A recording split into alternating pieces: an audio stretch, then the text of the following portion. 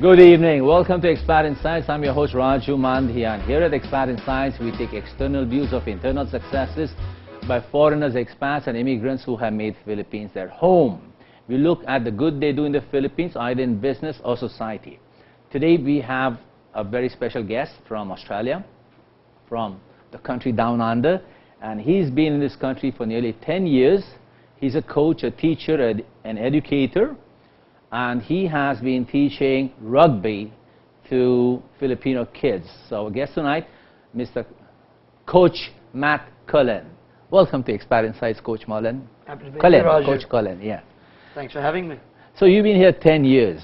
Yes, it's been a very quick decade of my life here in the Philippines. It's been quite an exciting time.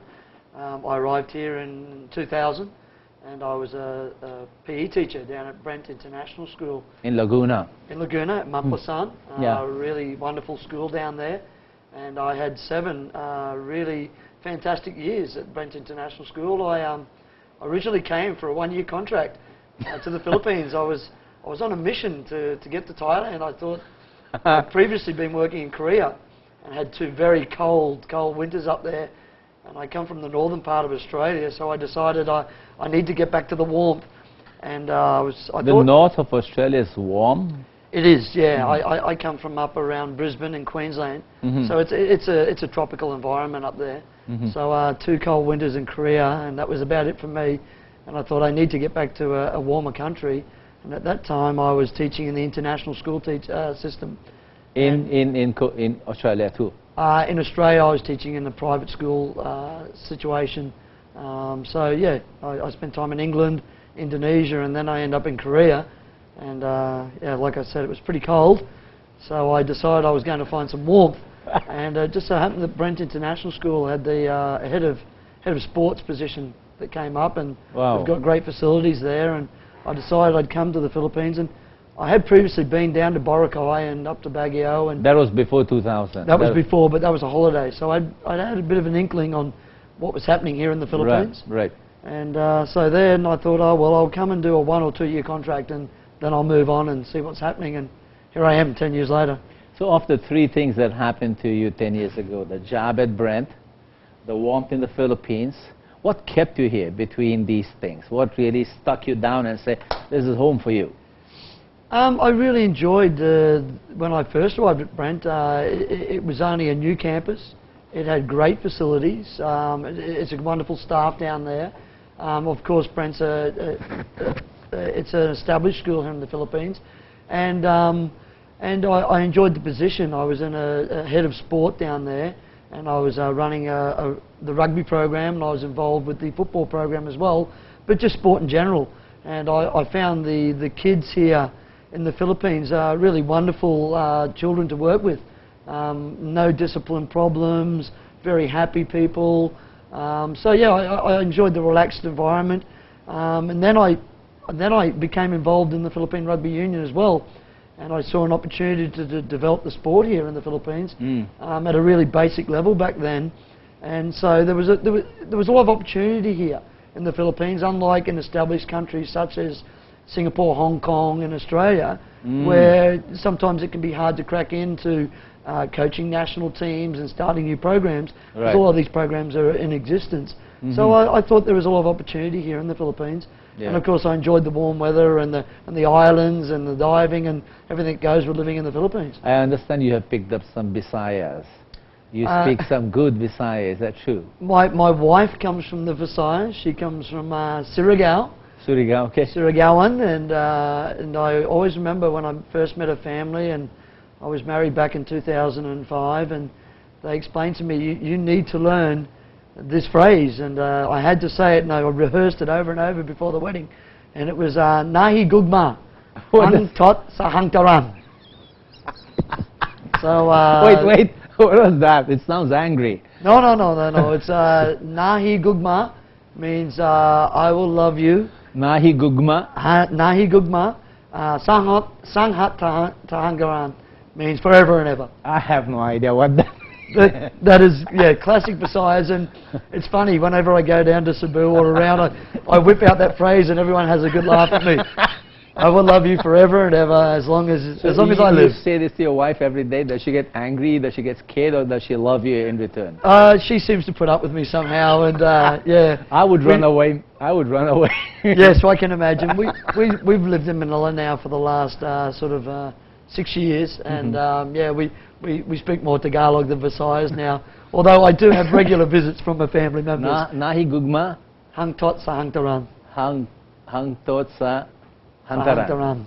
Whatever. Yeah. Now, between Australia and the Philippines, what are the good things between these two countries that you now have made a part of your own personality? Yeah, I'm sure you picked up a lot of good Australian stuff and good Filipino values and culture. How do you blend them together and make Matt Cullen out of it? I think it's. I didn't realise the Filipino population in Australia was quite big. Large. Yeah. In our national team, in our program at the moment, we have a number of players, Filipino heritage, Filipino mum, Australian dad, in Australia, who are playing in Australia, whom we have come back and represent the Philippines, and they're doing an outstanding effort in Asia. I mean, we haven't lost a game in 4 years. We've beaten China, India, Thailand, Singapore, Hong Kong. I mean, you know, these guys are playing top level. So it was quite amazing to find out the whole philanthropic population of Australia. And then, of course, when I was married to a Filipino, I went back to Australia. And of course, the one thing that really stands out in Asia about the Philippines is that, you know, 90% of the population speak a good level of English. Correct. So, you know, you can actually live quite comfortably in the Philippines and have a relationship. And it's not like living in somewhere like Japan or Korea you have no idea what's going on. or China, where you go out on a date or you go out with someone and you can say hello and nod and smile, and that's about it. And I remember being Thailand. I don't even understand the English in Thailand. No, and I was just there last week, and food's great, but very limited English. So I mean, for me, you know, the language here is a big positive living in the Philippines. And of course, you know, the people are just lovely-natured people and very caring, very forgiving people. And yeah, I enjoy living here. My wife and I have been happily married for 6 years, and we live down in Alabang, you know, so we're not up in the rat race of Manila. Yeah. So we live a fairly comfortable life down there, and like my life in the last few years since I left, Brent has become very involved with the rugby union. Today here in the country, Brent. In the country, yeah. And you know, I had 7 great years down at the international school, and you know, the international school lifestyle is a very, you know, it's out of the world. It's a very great. It's a good system to be in. You know, the students are well educated, well mannered. You're dealing with the upper echelon of society. So you know, doctors, engineers, lawyers, a lot of expats, children are based there, and so it's a great system to be in. And of course, you get 12 to 13 weeks holiday a year, so it's all paid holidays. Yeah. So you get 12 to 13 weeks paid holidays. So it's a great system to be in. So my time here, I spent actually travelling a lot in the Philippines and around Southeast Asia. So last question. We'll come to a break now, Matt. So, but do you have any kids now? No, we don't. We're certainly practicing. You're working at it. Yeah, but you should have kids. But yeah, our plan is to have a family here in the Philippines. Good for you. What's her name? The Visayan? My wife's name is Rhea. Rhea. Okay, you can say hello to Rhea. Hello, Rhea. What we'll do is we'll take a break and come back and ask you about rugby. I need to understand what's rugby, what's soccer, and what's football. So you'll explain that to me and also explain the rules of the game. Big differences and not a problem. Okay, let's take that break and we'll come back and talk to Matt Cullen, Coach Matt Cullen. And you are watching Expat Insights. I'm your host, Raju Mandhyan. Please stay with us.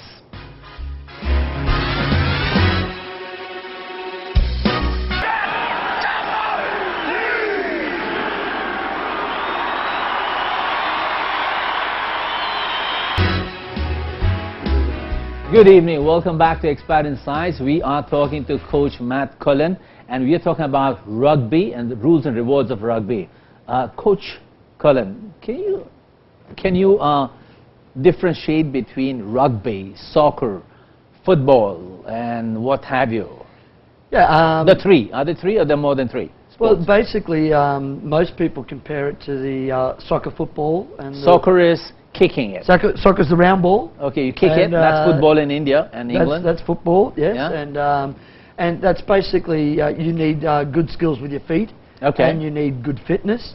So it's a game played predominantly with a lot of speed and footwork and kicking the ball. Yeah. Yes. And the rugby is when you actually carry the ball. That's Pele's game. Pele. That's what a great player he was too. Yeah. And rugby is a game where it's catching the ball and running and passing, so it's more hand-eye coordination rather than the foot-eye coordination. No kicking, no biting, no punching, no knocking off teeth. Or that's the way it's played nowadays. In the old days, I can't agree. Back 20 years ago, it was a fairly rugged game. Yeah. But the way that the International Rugby Board has the rules stipulated now with rugby, it's become a very non-violent game. Today. Yeah, it's a very clean game now, and if you practice... So if you want to grapple a ball out of someone's hand, what do you go? You go up and say, may I have the ball? Or excuse me, yes. Yeah, you say, please. Yeah, not quite. The object is to win the ball, of course, but you do have legal rules where there are certain ways you can only go and grab that ball. So anything above the shoulders is illegal. Okay. So you're not allowed to go and actually do anything above the shoulders to any player. So no headbutts. No headbutts. We'll leave that to the boxing ring and the UFC and to Mike Tyson. We'll leave that to the UFC guys. They enjoy doing that. Yeah. But no, it's become a very clean game now, and we actually introduced the sport of touch rugby here in the Philippines. Yeah. So with the children and with new players, you can play a non-contact form of rugby union, which basically requires you to play all the skills, which is the passing, the running, the rules, the strategy, the technique, the speed, the sharpness of the mind. How to score the tries, how to set up the plays, how to run defense and offense.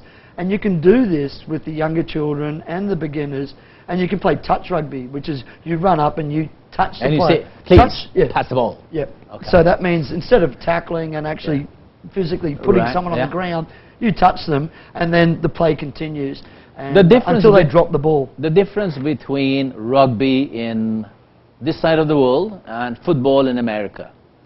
Football in America, the people wearing pads and helmets, is that the same, or is that slightly different? No, that's a completely different game again. But that's called football in... That's American football. All right, traditionally called gridiron by the Americans. Gridiron. That's correct. Right. And that is a completely different sport again. In rugby, we have to actually pass the ball laterally or backwards and find holes in the defense. So that means I can't throw it to a partner in front of me. No. I've got to throw it to someone on the side or behind me. Yes, correct. And then you look for holes in the defensive pattern, and then you attack those holes. Or you can use your bigger players to actually physically force the ball forward and then look for the holes in the pattern. And that's also in touch rugby. You can still force your way. Touch rugby is more or less running the players. But no big guys in there, or there are big guys and they don't push their way through? No, in the touch rugby you can run the ball forward until you get touched. Okay. So the idea is you want to work your defenders into an area where there's a hole somewhere in the defense, then you want to go attack that hole. Yeah. And it does exist because it's a very it's a fitness-orientated game. I mean, playing ultimate frisbee, we have a number of our ladies players who play in our national team, who also play ultimate frisbee and flag football. And the games require the same speed. Yeah, you need a lot of fitness. You need to be able to run pretty well for 30 minutes without stopping a lot. Oh, that's like sprinting for 30 to 40 minutes. Well, it's stop, start, run, defense, offense. But yeah, you need to be able to run for 20 to 30 minutes. No, the difference between American football and rugby, you were telling me that. What's the difference? The American football, well, you've got to pass the ball downfield, and what happens is in America, you have a team for offense that runs on, and then they have 3 or 4 set plays, depending on how many downs they have.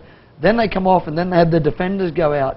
Now, what happens is that means in the total game, you might only play 5 or 6 minutes of American football and a half, and it's completely anaerobic.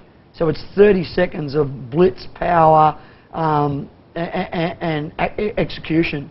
Yeah. Whereas in rugby, you don't swap teams. You have to play offense and defense for 40 minutes. So you need to be able to be physically fit and play for 40 minutes and still be able to run, tackle, and pass the ball. So it's a different physiology. American football requires a complete 95% anaerobic burst of energy and skills, whereas rugby is probably about 70% aerobic and 30 to 40% anaerobic, because you need to run for 40 minutes. Can you differentiate between aerobic and anaerobic? Okay, so for anaerobic... In terms of what they do on the field. Well, anaerobic, it's like the power lifter who lifts the weights above his head and wins the gold medal. All right. It's 10 seconds of intense so it's power. a lot of brute strength. Yes, and anaerobic is the 100-meter sprint. So when they grapple, when groups of them go head on, shoulder on, so that is anaerobic. That's like anaerobic power, and you so it's bull power. Yeah. And when you sprint for 50 meters to make a break, that's anaerobic. Aerobics when you've got to run for 30 minutes. Right. You've so got to more stay. Calisthenics, more. Yes. Yeah, okay. You've got to stay in the game for 30 to 40 minutes. So after you do your anaerobic blitz, you've got to go up and then continue to run around the field and play. So thus the English game, or let's call it the English rugby, is much more speed. It's more aerobic. You've got to be able to run for 40 minutes and have anaerobic bursts. Yeah, right. So, and of course in rugby you don't have all the big pads and the helmets. We play with minimal equipment. Is that not dangerous, or just mouth guards? How about cups? Well, in American football you're allowed to use your helmet as part of your attacking arsenal. Right. Which for me, I'd hate to get run into by a bike helmet. Hit in the wrong place. Yeah, imagine getting in your knee or your hip or your shoulder. Yeah. It's going to cause some damage. So in the rugby, it's more body on body. So it's more wrestling. You know, I'm going to try and wrestle you to the ground, rather than go in with a helmet and try and bash you up, break a bone. Okay. So you know, there are injuries in rugby, but you know, I mean, I played basketball professionally for a number of years, and I think I came off with more injuries in basketball, ankles. You know, going up the ball and coming down into your nose. I've had many of that, and coming down on an ankle, and that's just as painful as it is getting a tackle in rugby. Matt, I've got some pictures. I've got some images of a rugby field, a rugby layout. I'll have the camera people put it up, so you'll explain it to me, no? So can you tell us what you're doing with the kids now? What is PRFU?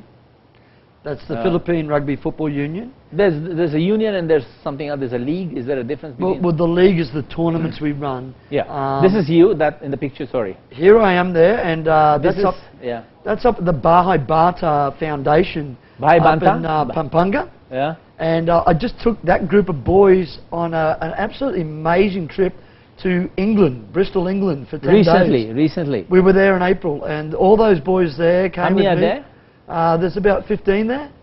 In the actual foundation itself, there's about 30 boys, and these are street children that that have been brought into the foundation. That some of these boys have gone on and actually played in national Philippine teams in the under 14, under 16, under 18, under 20 teams. And we were sponsored by an ex-principal of mine at Brent International School, who's now a principal at Clifton College in England, who paid for all our tickets, all our visas, and all our passports to take this group of boys to England for 10 days. Nice of him. What's his name? His name is John Milne, and a wonderful guy. John Milne. He was here for from 1998 till about 2007. Yeah. And a wonderful guy. Yeah. Just very caring and thoughtful for the foundation programs here in the Philippines. Good for him. So we should actually acknowledge him. And those kids, maybe they can watch the show. I hope they'll watch the show. I hope so too. I'll let them know. Yeah, that picture there, the one with the field with the players there, is that a setup of rugby, or that's American football? No, that is the setup for rugby. And as you can see, numbers 1 to 8 there, 1, 2, 3, 4, 5, 6, 7, 8, they're what we call our forward pack.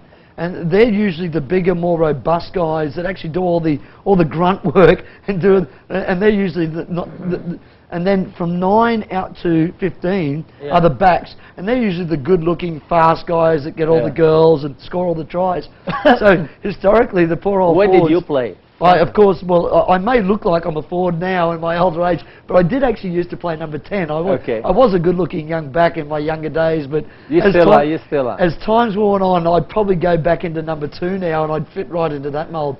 But the big forwards, they do all the hard work, they do all the tackling, and they present the ball for the faster, speedier backs, and they get all the glory, they score the tries and get all the accolades. So, yeah, you sort of have 2 groups playing on the field at any one time. So one strong and robust, bull-like, yes. The other one smart and fast. Speedy, fast, agile. Do they ever have a disagreement between who's the brain and who's the... Continually. Continually, you should be forward or backward. Yeah. They are. What is this going on here? Scrum half? Okay, so that's a line out when the ball is kicked into touch. When you mean line out, is the dotted line? There's two even lines, and they have to. The player throws the ball in from the sideline, and the two lines have to compete. They have to jump. So you need a basketball center in this position because you've got to throw the ball in from the sideline after it's been kicked out. So if my team kicks it out, the other team gets to throw it in, and they throw to their tall guy, and he jumps and actually catches the ball. Now, someone from my team can also jump to compete. So it's like a basketball center throw-up. So it's funny, a lot of people think that rugby's only for big, robust people, but honestly, you need tall, thin people, you need robust, all kinds. Big, powerful people, and you need speedy guys that can run really fast. So it really is a game for everyone, you know. Yeah. No matter what size, we can find a position on the field for you. As long as you're willing to go for it. As long as you're willing to have a go and you and have try. the gumption to get into it. What's happening here? Okay, they're going in and they've just gone into a tackle situation. Yeah. And what happens is when a player is tackled in rugby, you can either form a ruck or a maul, and that's when everyone a ruck. Yeah. That's when the ball goes to the ground and two or more players come in and compete. Yeah. And try and push each other off the ball. So that's where they keep the ball in between, and then they have a tug of war of heads. That's correct. Yep. Yeah. And then depending on where the ball lands, is that person gets. The referee decides who's won that little battle. Yeah. Between the group of three or four players. If it's not a tug of war; it's a push of war. It's a push of war. Yeah. And if my team pushes the other team off, yeah. the referee will say, blue team ball, stay out red. Okay. And then you continue, and the ball is passed, and you have to keep the forward momentum going. So the idea is to get to the other end and score a try. And here, this is? Okay, what's happening here is then the ball is passed out to the backs, the speedy, good-looking guys. Right. And they often end up in one-on-one situations. So each back has a defender, and you don't have the groupings then. The forwards have muscled up. They've all gone in. One-on-one. It's ducking, speed, then I have maneuvering. So then you use your step and your skills. Right, sidestepping. And I try and get around you one-on-one. Right. So that's when I use my speed and my agility. Yeah. And this is where the Filipinos are very good. They're quick, their speed, and their agile is excellent for the game of rugby. And their backs play and their sevens play is excellent because they're able to take a guy one-on-one. It's like taking a guy one-on-one in basketball. You've got to get around him. You've got to be agile and use your feet and your skills and your hands. Yeah. Same in rugby. I've got to beat you. It's patintero. Patintero. You know what patintero is? So you know what patintero is? Bucket? No. Do you know what patintero is? No, what's that? Patintero is a Filipino game where you have these squares and sections, and there's middlemen. These are like watchers and preventers, and the little boys have to run through these defenders, through all those boxes, and it's all about speed, no touching. So you have to hop through a lot of boxes until you reach there, and that's patintero. Patintero is sidestepping, basically the game of sidestepping. I should be using that as a drill with my patintero, juniors. They would love it. Okay, I wasn't calling you a bad name. No. One question, women can play rugby? Yes, we have Philippine National Women's 15s and Philippine National Women's 7s. And what are 15s and 7? I thought one team is 15 people. Yes. But 7 is a smaller game? It's a smaller game, and that's the game. And you play it in the backyard? That's the game we're promoting here in the Philippines. Philippines Rugby 7s? Yes. So the 15s game, you need the more robust, bigger guys to play. Yeah. With the 7s, it's basically just the backs. Yeah. You take out the big, robust forwards. Yeah. Bye-bye. Yeah. You guys get to have a rest. Because what happens is you play on the same size field, but it's 7-on-7. Yeah, so is it less strainers? Is it less... It's less impact. Less damaging, less impact? Less impact and more speed and agility. Yeah. So on the size of a rugby football field, which is the same size... Obviously, they have to cover a lot of ground, yeah. You need speed, agility and fitness. Twice the ground, actually, yeah. Exactly. So your big guys, they go missing because the little guys just run around them. So that's the game that we're promoting here. Yeah. And we won the Southeast Asian Games silver medal in Rugby Sevens, and we're looking to move on to the Asian Games in the next couple of years to win a medal there. So we were recently in Korea. We lost to Korea, who were up in the top 3 in Asia for rugby. We only went down narrowly, 34-20, and that's good. Our team's only young, and then we beat Malaysia, 86-20. So wow! Congrats! Yeah. So within Southeast Asia, we are the top team currently. So if we go to the Southeast Asian Games, we'll win a gold or a silver, there's no doubt about that. Where we're aiming now is to get to the Asian Games and take on Japan, Hong Kong and Korea. Wow. And we're just off it. You know. How many players are there? How many Filipinos, what percentage of the Filipino youth, unless of course the Filipino old play too, what percentage people play? 100, few hundred, a few thousand? We have about 1,000 people, so it's a very small population at the moment. it's quite finite here in the Philippines. But we only started really developing the sport here about 4 years ago. Yeah. We only had our first men's national team in 2006, so that was our first ever, and that was basically dominated by expats. It was expats who'd lived here for 3 years, and they qualify under the 3-year IB rule to play for the Philippines. Luckily, over a period of 3 years, in 2009, we were able to then have a full Filipino team. So it took us 3 years to find Filipinos, train them up, and then they came and represented the Philippines. And of course, we have a huge Filipino population around the world, in Australia, in the United States, and in the UK, that are playing rugby. And a lot of Filipinos don't realise how popular the sport of rugby is outside the Philippines. You know, of course, you've got football, and it is the #1 sport. But the biggest viewing audience in the world is rugby. Is #1 is the Olympics. Okay, so everyone watches that. That's the biggest viewing. #2 is the World Cup for football or soccer. Correct. Yeah. And #3 is the World Cup for rugby. So you know, it is a big sport. So we've only introduced it here in the Philippines since 2006, and now we're just starting to get the flow on. And as we're getting more television coverage, as we're getting more success with our men's and women's teams and our under-20s, and this year will be our first ever year that we've got national under-18, under-16 and under-14 teams travelling over to Hong Kong. So it is growing, and you know, it's a sport that takes time to learn, and you know, maybe not my era, but maybe in the next decade. Maybe leave a legacy. Maybe, you know. So how many expats besides you are part of this union? Besides you, are there any other expats working on this in promoting rugby in the Philippines? Definitely. At the moment, our head coach is actually a Filipino who was born here, went to Australia when he was 4, and then it's funny, he's coached at a very high level in Australia, has now given up his time down there to come back to the Philippines and coach back here. So it's funny, I haven't talked to him because he's like an Aussie now, an Australian, and he's grown up. What's his name? And his name is Expo Mahia. Expo Mahia. Expo Mahia. And he's a Filipino who lives in Australia and coaches at top level in Australia. I'm an Australian who lives in the Philippines coaching top level in the Philippines. And we've merged. And of course then there's a whole range of other expats who've lived here over the last 10 or 15 years. Basically stemming from the Nomads Rugby Club, which is based down in Paranaque, and that's where the expat rugby began. Yeah, I used to watch it. I used to watch rugby. There you go, and they still play there, and we still play there on a weekly basis. But now we've moved out, and we have Filipino teams, and we have corporate teams, we have Globe teams, we have military teams. We've got the Mahat Warriors, which is full Filipino. We have teams in Cebu, the Cebu Dragon. So it is starting to grow, and the Filipinos are enjoying the concept of rugby. Matt, we'll take a break. No problem. Let's take a break, but before, while we take the break, we have that the war cry of the All Blacks. So you'll have to explain that to me after the break, so probably we'll put it up during or after the break. So stay with us. We are still with Matt Cullen, and we are talking about rules and rewards of rugby, and this is Expat Insights. Hang on there. And as the smoke continues to hang around Eden Park, the All Blacks prepare to do the haka.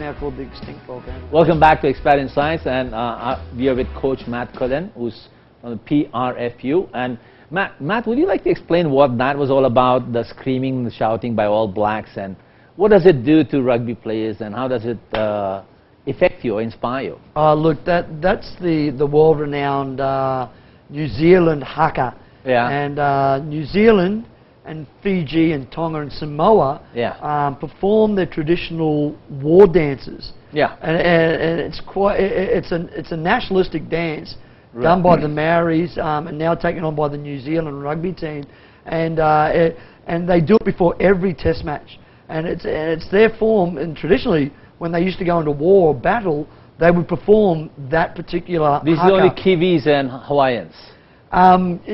Asia Pacific nations, so Samoa, Tonga, Filipinos. Fiji. Do we have one? The Filipinos have attempted to do a similar haka, but they always seem to tend to go into... It's called a haka. It's called a haka. Well, the Filipino haka always tends, because the Filipinos goes into more of a dance routine. Yeah, singing songs, karaoke. Yeah, they gravitate to the singing and dancing rather than the fierceness of the battle. And that's a Filipino trait. It's a niceness. It is. Yeah. That's a Filipino haka, and we have attempted to let teams do it, but in the end, it's not they as might probably go ferocious. boom taratara. Exactly. Yeah, they like to sort of get into more of a disco mode and a bit more of a dance.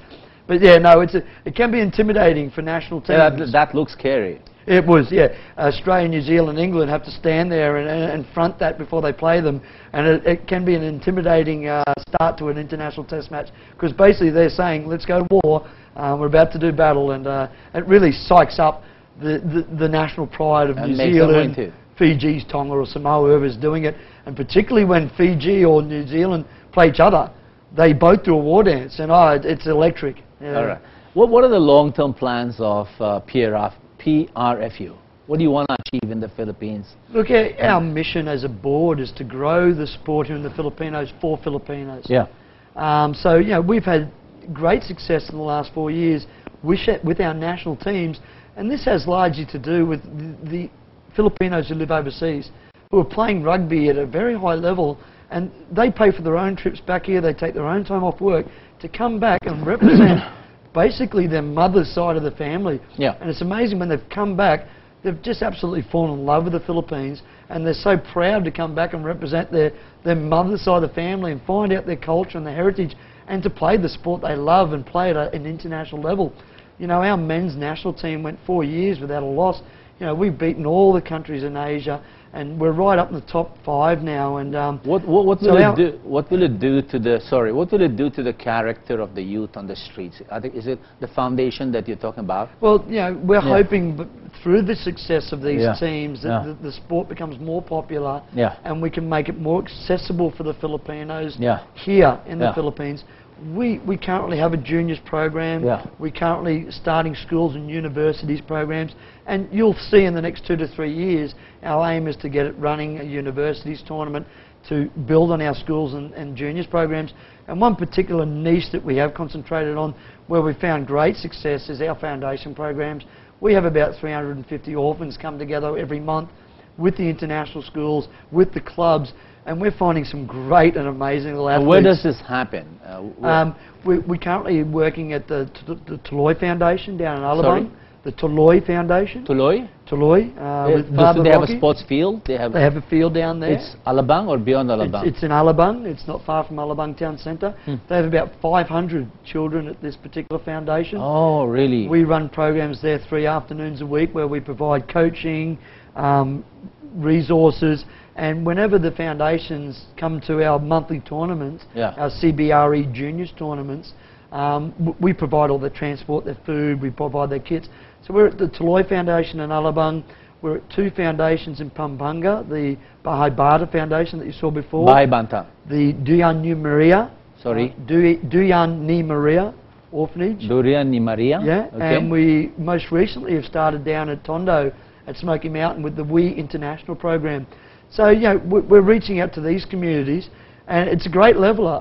So our first ever under 14 and under 16 national teams travel to Hong Kong in October, and 50% of those teams will be from our foundation players. And there's some amazing little athletes there.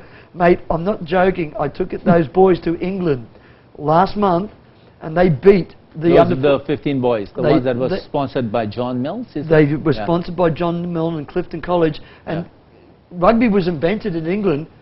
We beat them 20-0.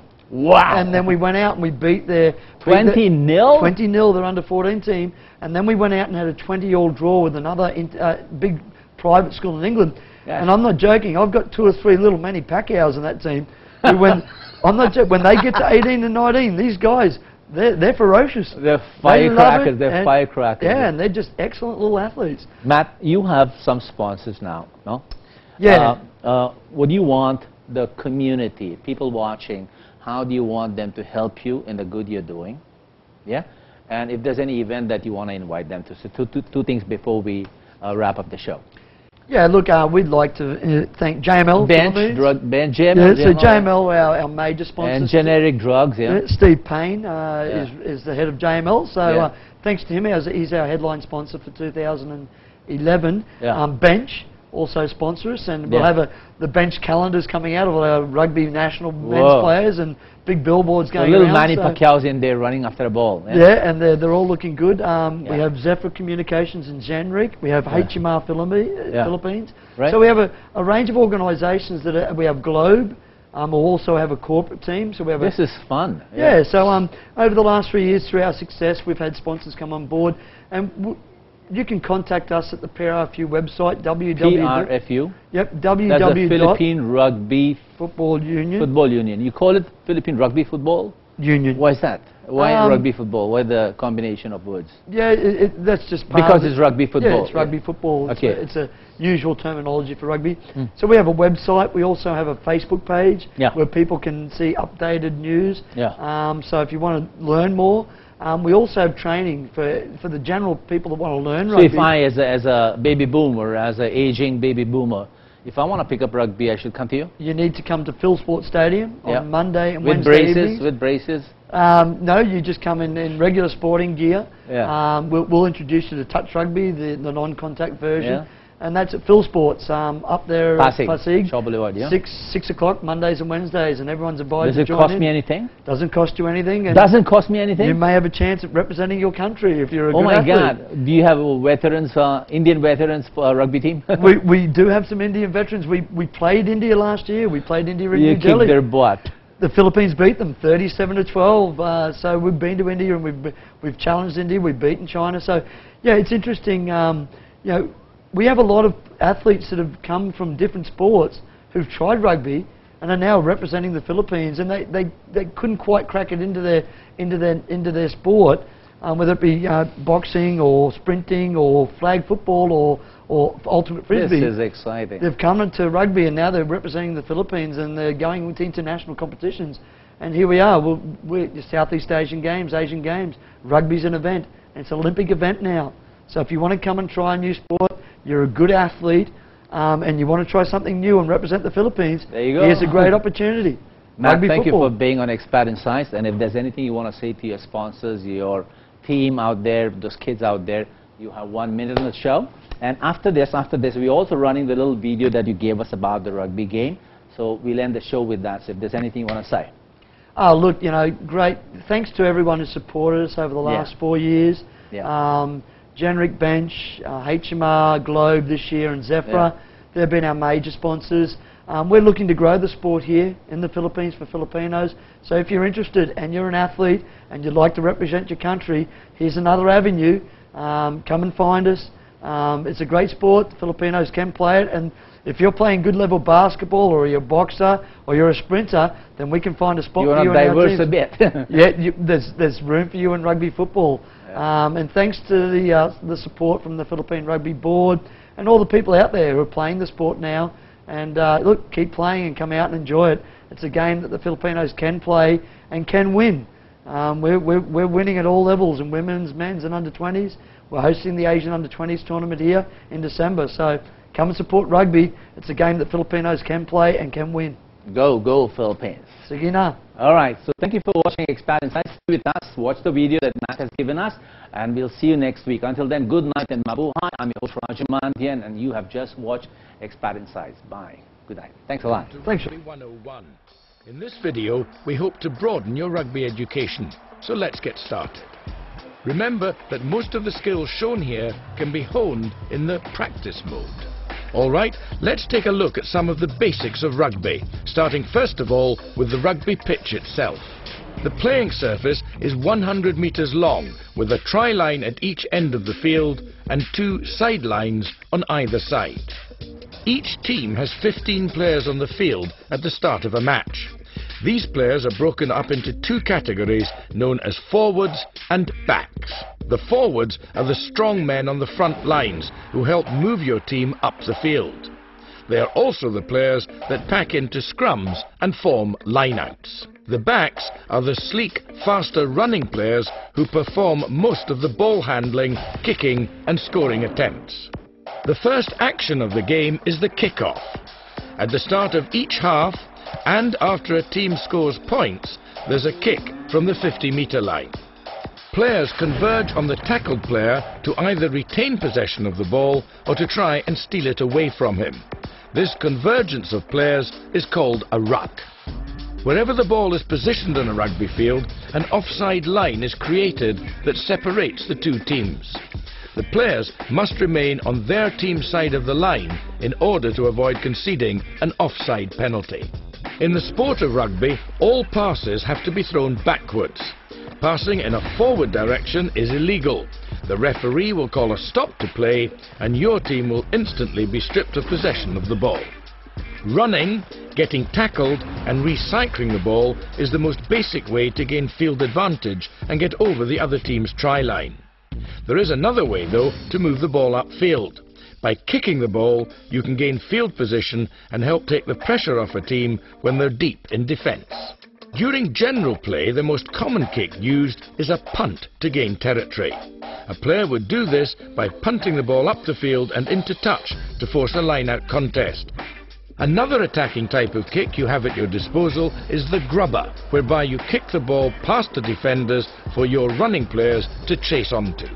The up and under kick launches the ball high for your players to run onto and attempt to regain possession by jumping for the catch or collecting it before the opposition does. Knock-ons and forward passes result in the referee awarding a scrum to the opposition team. As well as being formed after knock-ons and forward passes, a scrum may be called for in other circumstances in general play, where the ball became unplayable or was made dead. A scrum is a test of strength between the two teams. When the referee gives the signal to engage, the two packs come together by locking heads. Ultimately, the team who feeds the scrum has the greater chance of gaining possession of the ball. A line-out is formed whenever the ball crosses the touchline on either side of the field. The players in the line-out execute moves to try to gain possession of the ball for their team. This may include lifting teammates high into the air so they can make an attempt at catching the ball. When the referee calls a penalty, the team awarded the penalty has 4 options to choose from as to how they wish to play the ball. A try is awarded when a player grounds the ball on or over the opposition's goal line. A try is worth 5 points to your team's score. After you score a try, you're given a chance to make a conversion worth 2 points. This is done by kicking the ball through the uprights from a place kick or a drop kick. Another way you can score points in the game of rugby is through a drop goal. If the drop goal attempt is successful, you're awarded 3 points. If the opposition commits an infringement and you award a penalty close to your opponent's try line, you may opt to take a penalty kick for goal. This kick is taken from the point where the penalty occurred. If the kick is successful, your team is awarded 3 points. These are the basics of rugby.